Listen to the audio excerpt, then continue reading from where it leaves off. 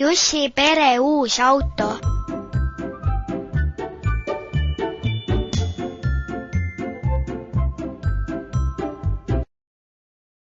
Tere Ellen! Tead Ellen, kas ma võin Johanna laupäevaks teie juurde tuua? Me pidime küll perega laadale sõitma, aga hea küll. Üks koht ongi autos vaba Johanna jaoks.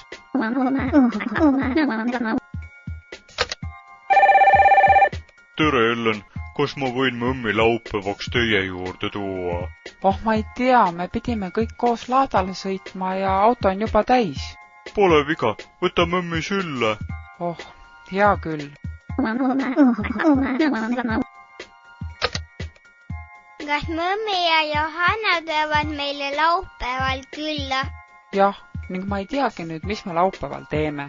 Aga me pidime ju laadale minema. Seda küll, Juss, kuid meie autos on ainult 5 kohta. Aga ma võin ju lemmes üles istuda.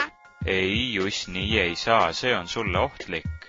Autos peavad lapsed ikka oma turvatoolis istuma. Aga ostame siis uue ja suurema auto? Uue auto? No sa ju kogu aeg räägid, et meil on uut autot vaja, sest vana auto tahab kogu aeg remontimist. Uus auto. Tead, Jass, me räägime seda asja õhtul emaga. Auto on ikka päris kallis asi.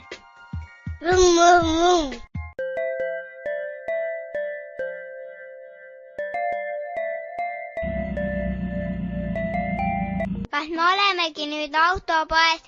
Tere Juss, see ongi autopood. Kuidas ma teid aidata saan? Kuidas sa minu nime tead? See on ju su pükste peale kirjutatud. Meil on tarvis sellist autot, millega saab mõnikord koos sõpradega sõita.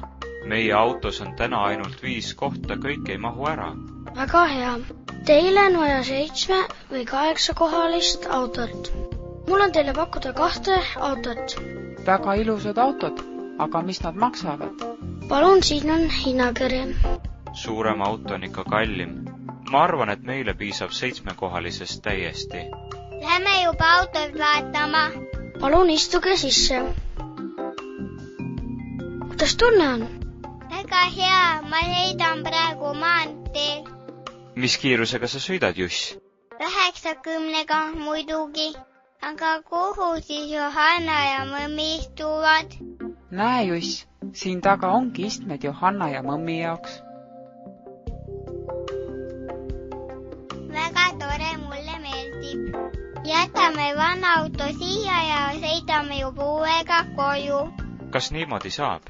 Aga loomulikult.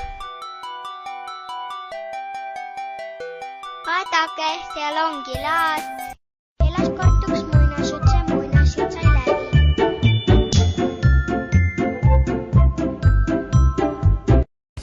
Järgmises osas. Lahe, aga mis me mu voodiga teeme? Oota üks hetk.